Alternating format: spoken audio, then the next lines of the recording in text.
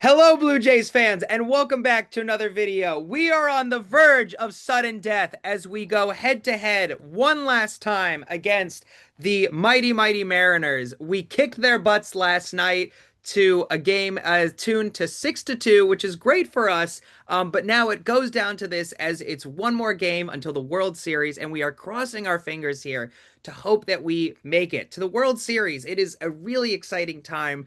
It is so much to talk about, but Brandon, as always, I'm going to toss it right over to you.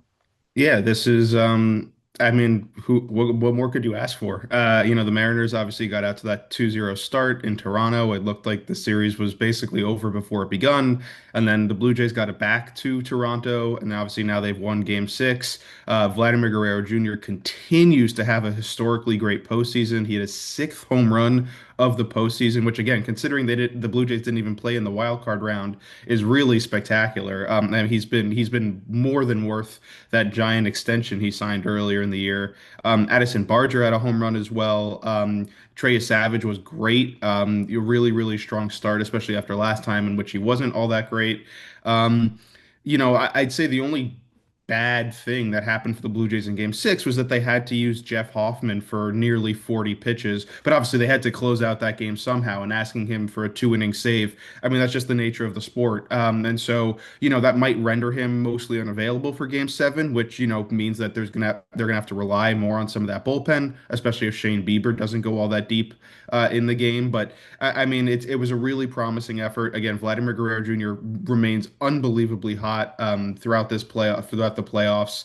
And I mean, yeah, it's game 7, the two best words in sports.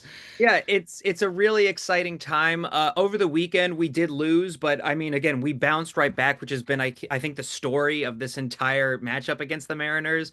And to be honest, I was really worried going up against the Mariners because our past matchups have been, I think, really easy, and the Mariners, have been, I think, a little bit of a higher echelon this entire 2025 season. And if we, we'll probably make another video going up against the Dodgers if, and again, knock on wood, when we go up against them and the potential of what that might be. I do want to talk about tomorrow's game a little bit. Kirby versus Bieber. I think that's going to be a really great matchup. I think they're very evenly matched. I think it was a really smart move to put Bieber on the mound. What's your thoughts on that? Yeah, I mean it's a two guys reprising their game 3 roles, which we talked about after game 3 was that if it got to a game 7, which it now has, that this was going to be the starting pitching matchup. And obviously Bieber outdueled Kirby last time, which was a really, I mean, that's a heroic feat. George Kirby's a really good starting pitcher. But we talked about it this whole series. The Blue Jays' path to success here was getting these Mariners starters out of the game early so that they can get to the middle relief section of the Mariners bullpen, because obviously the Mariners have some really good, late inning guys, and Andres Munoz, Matt Brash has struggled a little bit, but I mean, there's some really talented relievers at the back of the Mariners bullpen. Obviously, their starting pitching is great, so getting these guys out early, they got Logan Gilbert out after 4 innings yesterday.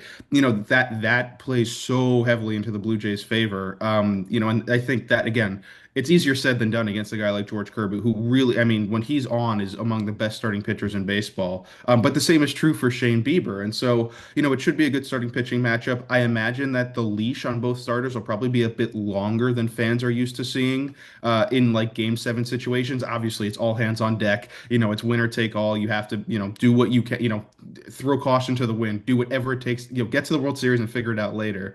I mean, it's also a situation where the Blue Jays are obviously playing against a team that's trying to make history. The Mariners have never been to Game 7 of the ALCS. They've never been to the World Series. So, I mean, they're going to be playing for a lot. Obviously, Cal Raleigh, they held him in check in Game 6. Hopefully, they can do the same in Game 7. Obviously, Josh Naylor had a really good Game 6. Eugenio Suarez had that momentum shifting home run in Game 5. So, again, we've talked about it before as well. The Mariners' offense is really deep, power hitters up and down it, but we've seen the Blue Jays now 3 times over the past 4 games. They've shut down who they've needed to shut down, and Julio Rodriguez and Cal Raleigh. And if they can do that again in Game 7, I really like their chances at home. Yeah, you took the words right out of my mouth. I think for the past 6 games, we've really seen the Blue Jays chip away at Cal Raleigh specifically. And so if they can continue to do that for this last game, and again, obviously for the rest of the Mariners lineup, I think that we're looking at a really interesting game 7. But as always, I think everybody is going to be on the edge of their seats as we watch tonight what's going to happen. I know Brandon and I are, and hopefully this is the ticket.